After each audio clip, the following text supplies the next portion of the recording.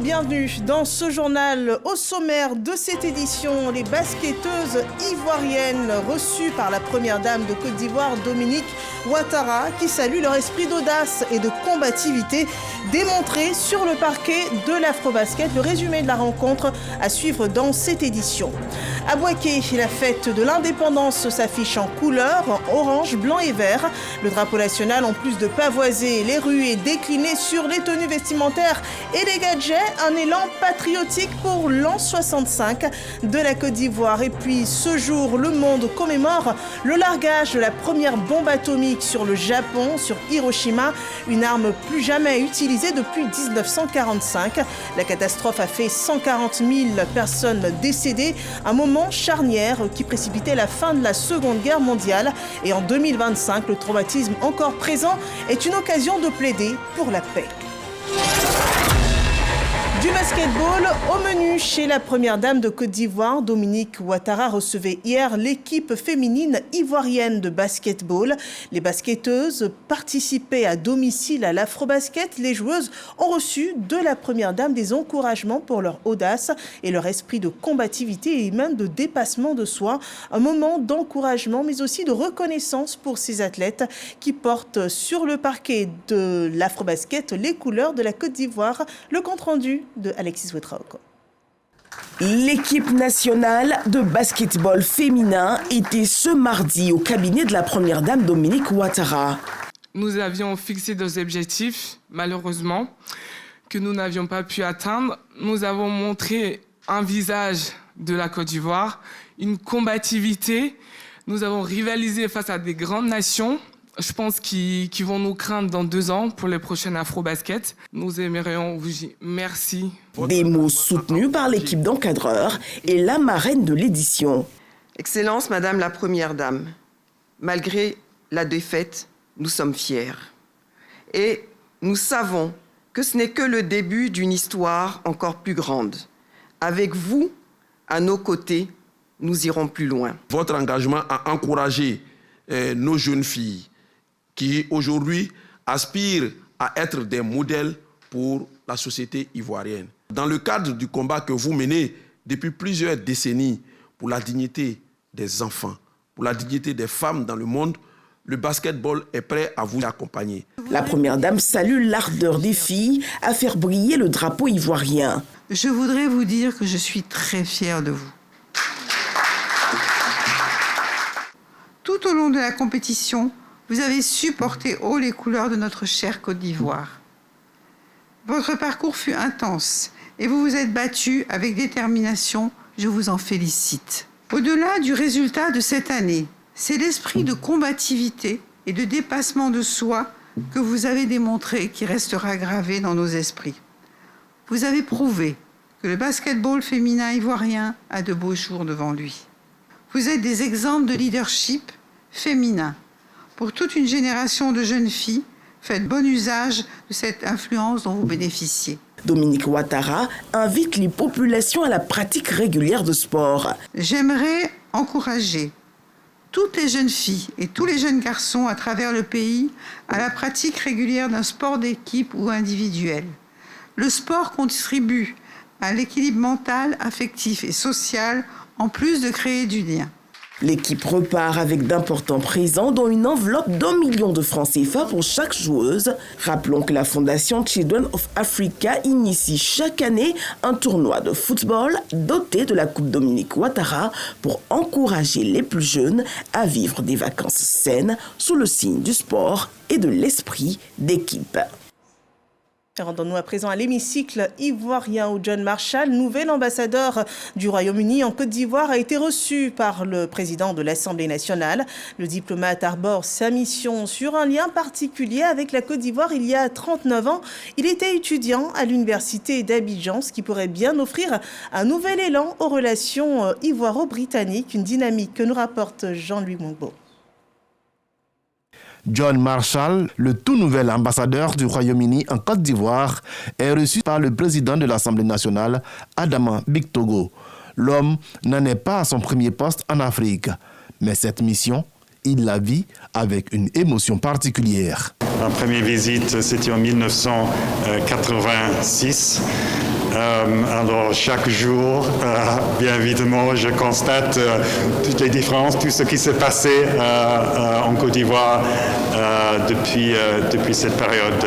Après l'Éthiopie, le Sénégal et la Guinée, la Côte d'Ivoire représente donc une étape charnière dans le parcours diplomatique de John Marshall, une mission qu'il veut inscrire sous le sceau du renforcement d'un partenariat moderne et mutuellement bénéfique. Nos priorités ici, en tant que l'ambassade, c'est vraiment de renforcer le partenariat moderne qui existe entre le Royaume-Uni et la Côte d'Ivoire, surtout en ce qui concerne nos échanges économiques et commerciaux. John Marshall souhaite ainsi écrire depuis Abidjan un nouveau chapitre des relations entre le Royaume-Uni et la Côte d'Ivoire, pays avec lequel il entretient depuis près de 4 décennies un lien unique. Voilà des liens qui se resserrent. Que de profit alors pour la Côte d'Ivoire et sur le territoire ivoirien. L'administration est en mouvement pour une gouvernance de proximité plus efficace. 47 véhicules neufs sont remis aux nouveaux sous-préfets et secrétaires généraux de préfecture. Le récit de Ami Diarasouba et Ulrich Thibault.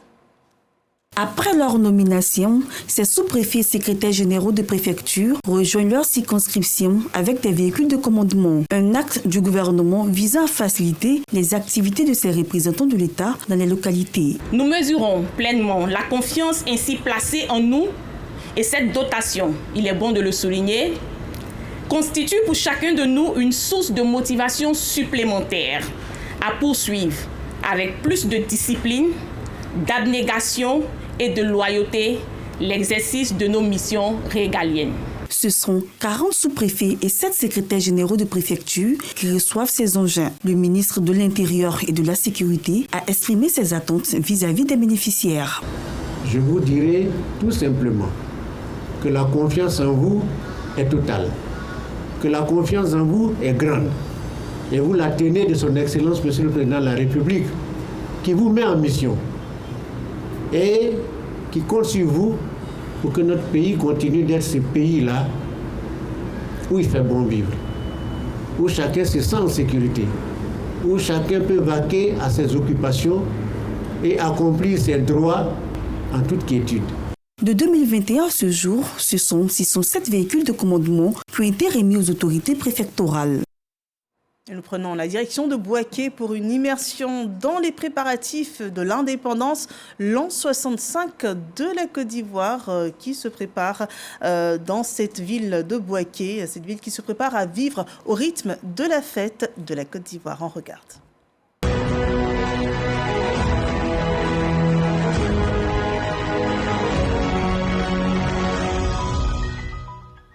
La fête de l'indépendance et son code couleur orange, blanc et vert, le drapeau national est au cœur de tous les préparatifs. Bouaké s'embellit et du côté des spectateurs du défilé, l'esprit très patriotique domine. On coud, on vend et on exhibe tout type de tout gadget et qui vibre aux couleurs nationales. Djeniba Ouattara et Charles Tato. Bouaké, capitale de la région de Bouaké, abrite le 65e anniversaire de l'indépendance de la Côte d'Ivoire. Dans la ferveur avant le jour de la fête, des gadgets et autres accessoires à l'effigie de la célébration mise en vente font l'affaire des commerçants, comme c'est le cas dans ce magasin pris d'assaut par les clients pour se procurer le pagne, une forme de l'indépendance. Il y a de l'influence, mais le problème c'est que les revendeuses prennent beaucoup. Une cliente peut forcément prendre une balle c'est 50 pièces. Elle peut sortir une balle sans problème. Bon, aujourd'hui on est venu dans le magasin pour se procurer le pagne parce que déjà c'est une fierté pour nous de voir le président venir célébrer les 65 ans de notre pays avec nous. Un peu plus loin, dans la cour de l'ancien site de l'hôtel Harmattan, Anne et Aboulaye, acteurs de la confection des tenues vestimentaires et autres accessoires pour l'événement, sont en action. Il y a beaucoup de clients, il y a beaucoup de demandes. Et bon, comme on sait que les clients aussi attendent les dernières minutes, voilà pourquoi on a opté pour les prêt-à-porter, pour que même à la veille, on puisse satisfaire nos clients. On fait les retouches des vêtements. Mais à l'occasion de l'indépendance, on a un peu changé de métier. Donc on a décidé de faire les drapeaux, des polos, des casquettes et puis des chapeaux pour la fête de l'indépendance à Bouaké. Dans les ateliers de couture également, pas de répit pour les couturiers qui veillent au respect du rendez-vous pris avec les clients. J'ai le personnel pour ça, donc pour ça, on n'a même pas d'inquiétude. On peut se taper les heures sup pour satisfaire toute la clientèle. Je m'attendais à un bon résultat et je l'ai eu. Je suis satisfaite. Cette effervescence d'avant la cérémonie officielle contribue au bon déroulement de cette fête commémorative à Bouaké. Une célébration qui restera gravée pendant des décennies dans la mémoire des filles et fils de la région de Bouaké. Et voilà, Bouaké est en pleine effervescence à moins de 24 heures du défilé de la fête nationale. Et c'est une ville propre qui fait la fierté de la Côte d'Ivoire. Bouaké s'est vu décerner le prix d'excellence de la salubrité urbaine par le président Alassane Ouattara. Une récompense qui relève les efforts de plusieurs années marqués par l'engagement citoyen de la jeunesse. Kader Sogodogo nous en dit plus. Les jeunes de Bouaké, toute obédience politique, décident de donner un coup d'éclat à la ville, et ce dans le cadre de la célébration de la date commémorative de l'accession de la Côte d'Ivoire à la souveraineté nationale. Ramassage d'ordures, curage de caniveaux, couches de peinture sur les troncs d'arbres et surtout sensibilisation à la propriété de la cité sont autant d'actions menées par ces bénévoles de la salubrité qui répondent ainsi à l'appel de Souleymane Touré, directeur général du guichet unique automobile, cadre de Bouaké. On va travailler dans la discipline. J'ai demandé à tout le monde d'être présent. C'est une opération qui servira en même temps à faire de la communication sur la mobilisation pour l'indépendance. Tout Bouaké doit être en ébullition. Chacun doit être son propre gendarme pour la propriété de son environnement. Ça veut dire que l'intérieur de ta maison doit être propre et devant ta maison doit être propre. C'est à cœur et sans rien attendre en retour que les jeunes de Bouaké parcourent les artères pour un nettoyage tout azimut. Nous appelons tous les jeunes de Bouaké, nous appelons toutes les femmes, nous appelons même les enfants, voilà, à rendre la vie propre, à travailler, de sorte que la ville de Bouaké puisse être vraiment agréable et accueillir toutes ces personnalités. L'opération de salubrité menée par la jeunesse de Bouaké sous la houlette de Souleymane Touré va se poursuivre jusqu'au lendemain de la fête de l'indépendance le 7 août prochain.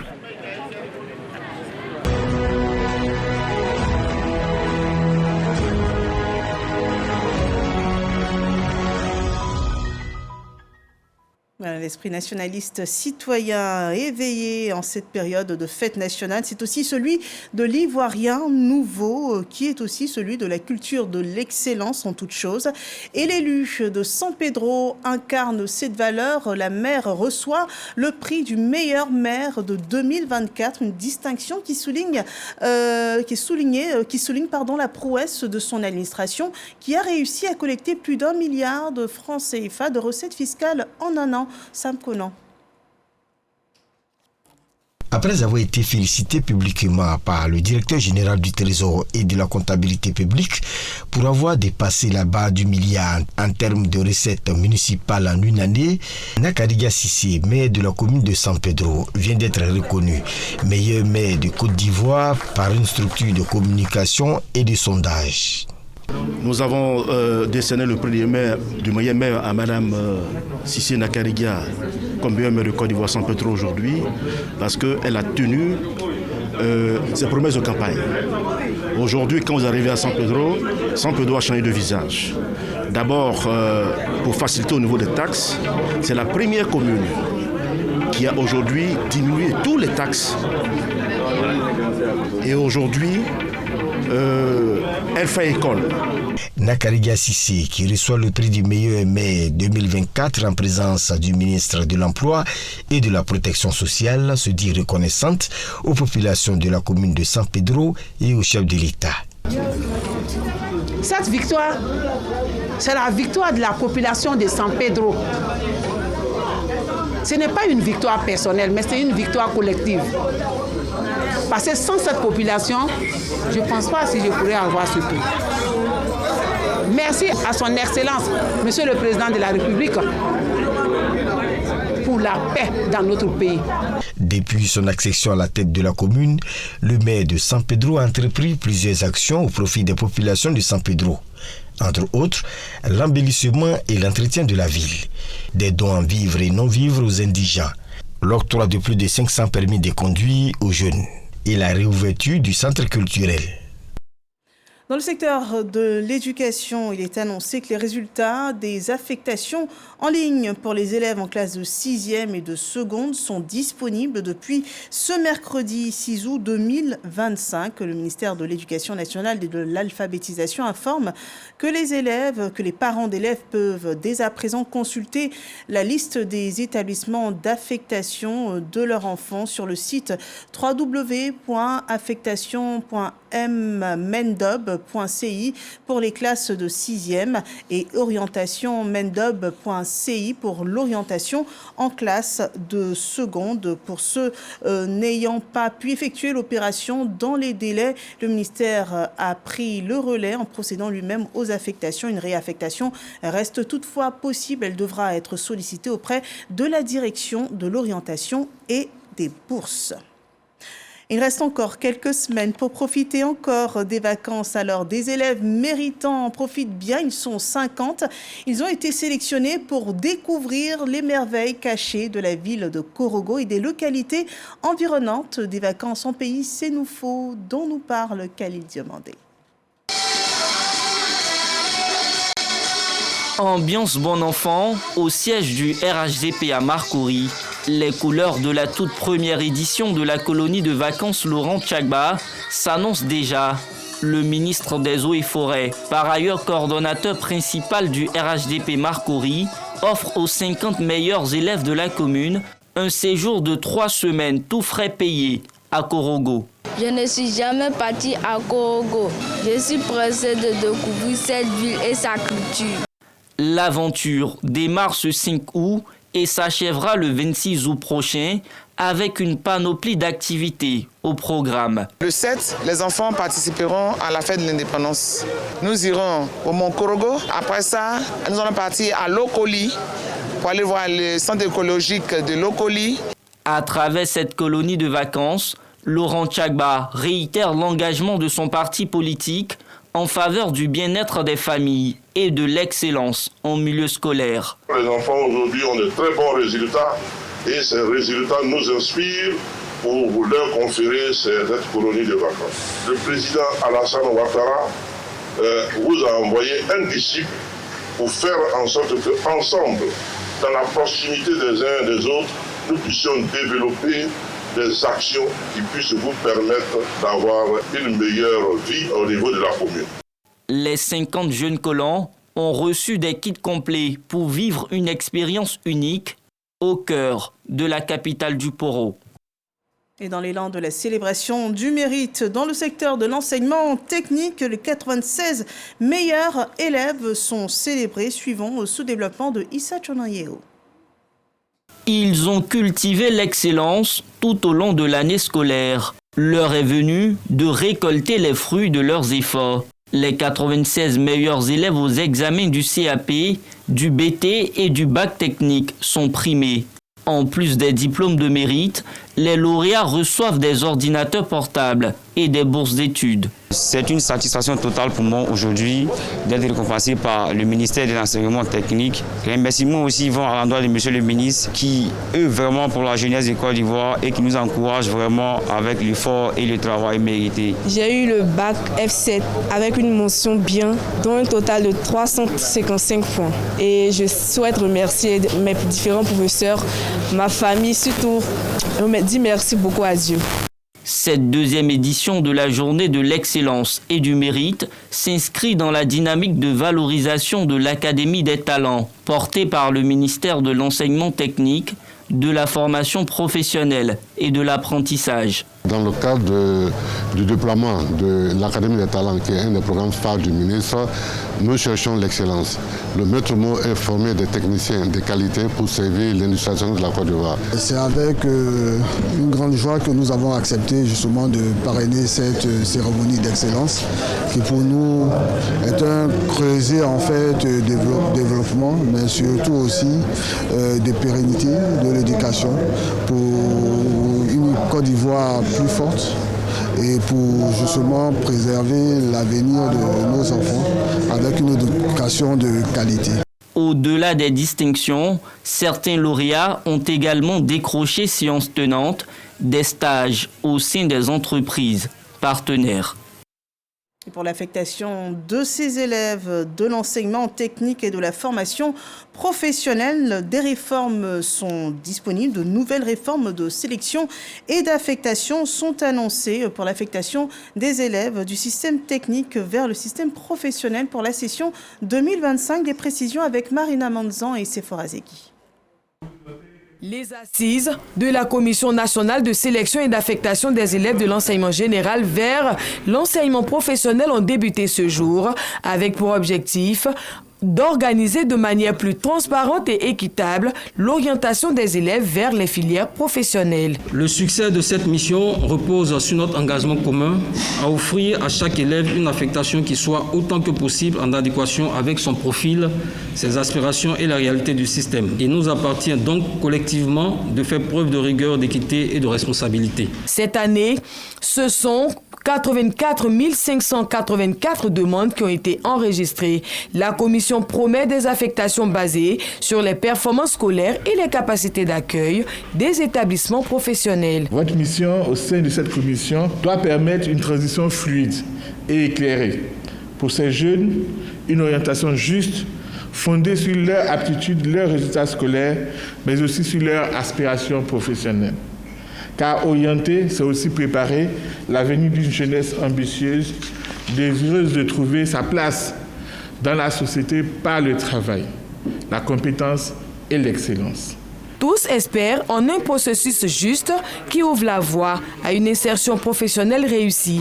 Ces assises 2025 qui s'étendront sur plusieurs jours devraient aboutir à des décisions concrètes pour améliorer le système d'orientation en Côte d'Ivoire. Et la bonne gestion des sociétés ivoiriennes fait des élus. À Adzopé, la paix récompense des femmes, des jeunes et des militaires. Ils sont artisans de la cohésion sociale. Ils bâtissent tous les jours le vivre ensemble durable dans les hameaux, même les plus reculés de ce département. Leur profil est présenté dans ce reportage de Malika Koulibaly.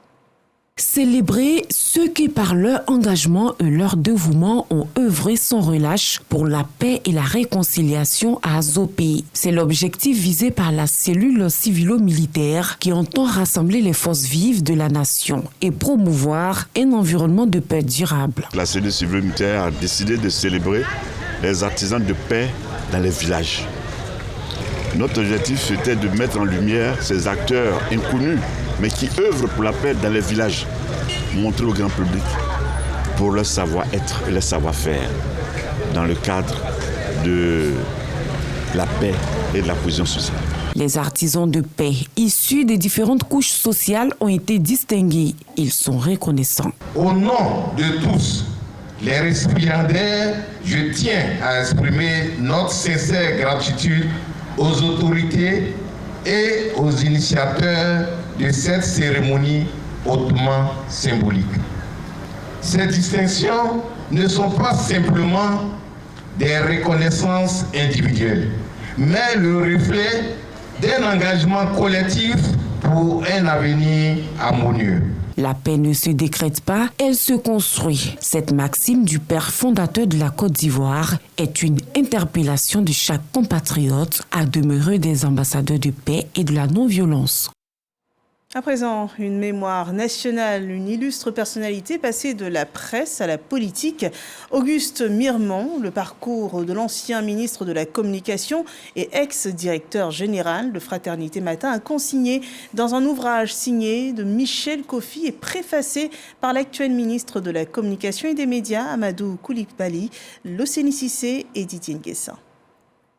Auguste Mirmont d'Oufoué à Ouattara. Une œuvre de 200 pages structurée en 7 chapitres.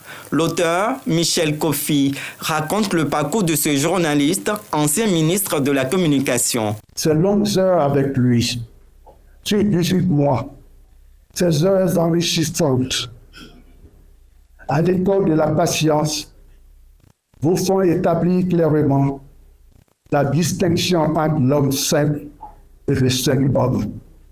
Rédacteur en chef, directeur général de Fraternité Matin, puis ministre de la Communication, Auguste Mirmont est une figure marquante de la presse ivoirienne. Il a fallu à Michel se battre contre ma réserve.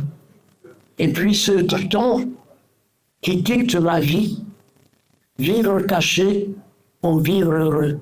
Je te remercie, te félicite pour ta volonté, ton opiniâtreté, ta patience. Le ministre Amadou Koulibaly, préfacier de l'œuvre, salue un homme dont l'exemplarité et la constance au service de l'État et de la presse demeurent une source d'inspiration. Ce livre est un appel à ne jamais désespérer, surtout quand on sait se ressourcer. Auguste Mirmont d'Oufoué à Ouattara est publié par Fratmat Éditions. Michel Kofi veut offrir à la Côte d'Ivoire un ouvrage de référence qui éclaire d'un regard lucide et documenté l'histoire récente de la presse. Et s'il y a une chose qui traverse les saisons, c'est la musique. Nous parlons donc de musique et de musique en Côte d'Ivoire. Et en Côte d'Ivoire, le zouglou traverse les générations. Et depuis 33 ans, les garagistes font danser et réfléchir leurs mélomanes. Parlons donc de leur concert anniversaire qui marque leurs 33 ans de carrière dans ce point de Marina Manzan et Régis Kofi. Depuis Enfant Chéri jusqu'à La Bonne Note, en passant par Titrologue, Fauteuil présidentiel ou encore Tapis Rouge, le mythique groupe zouglou, les garagistes, a fait du chemin. 33 ans, a dénoncé les tares de la société en chanson. Une longévité bientôt célébrée avec les mélomanes. 33 ans de carrière, moi je pense que c'est une consécration. Aujourd'hui, la culture ivoirienne a pris une tendance un peu très élevée. Donc il faut valoriser tout ce qui se trouve aujourd'hui en Côte d'Ivoire. Et on vous donne rendez-vous ce 23 à partir de 20h sur Fitel d'Ivoire. Pour ce spectacle, Popolaï et Feko feront découvrir au public leur dernier album intitulé La mise à jour, non sans remonter le temps, avec les titres à succès de leurs 7 albums. Les garagistes, c'est 7 albums en 33 ans et le 23 août du côté de l'Hôtel Ivoire, ce sera un concert phénoménal. En plus des 7 albums qu'on aura à redécouvrir bien sûr, l'innovation sera certainement un nouvel album qui vient pour dépeindre une fois de plus l'état de la société, mais également pour saluer toutes les belles et bonnes actions du gouvernement. À ce concert, les garagistes ne seront pas seuls. La famille Zouglou se dit prête pour cette grande messe. Et devoir de mémoire, ce mercredi 6 août 2025 nous renvoie au mercredi 6 août 1945. Il y a 80 ans, les États-Unis larguaient la bombe atomique Little Boy au-dessus du Japon, de la ville japonaise d'Hiroshima, et tuant environ 140 000 personnes. Et ce jour, nous Sangaré nous rappelle l'histoire. Dans la matinée du 6 août 1945, le ciel d'Hiroshima s'embrase. Un bombardier américain B-29 baptisé Enola Gay largue une bombe atomique au cœur de cette ville japonaise de plus de 300 000 habitants. La bombe surnommée Little Boy explose à environ 600 mètres d'altitude, libérant une puissance destructrice jamais vue auparavant. En quelques secondes, Hiroshima est réduite en cendres.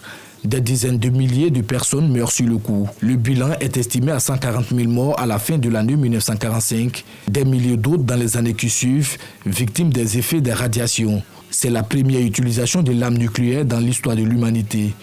3 jours plus tard, une seconde bombe frappe Nagasaki. Le 15 août, le Japon capitule, mettant fin à la Seconde Guerre mondiale. 80 ans après, Hiroshima reste le symbole de l'horreur nucléaire, mais aussi de la résilience. Chaque 6 août, la ville rend hommage aux victimes et lance un appel à la paix et au désarmement dans le monde. Et voilà, Hiroshima, 80 ans après la bombe, le traumatisme appelle le monde à abandonner l'arme nucléaire et encore plus, c'est une occasion de plaider pour la paix. Comme l'enseignait Félix Houphouët-Boigny à la Côte d'Ivoire et au monde, il faut adopter la paix comme comportement. Merci de nous avoir suivis, c'est la fin de cette édition. Ce journal est en replay sur RTI Play. rti.ci. Bon après-midi sur RTI 1. Et à 20h, suivez le journal de Marilyn Goran dans un nouveau cadre sur RTI 1.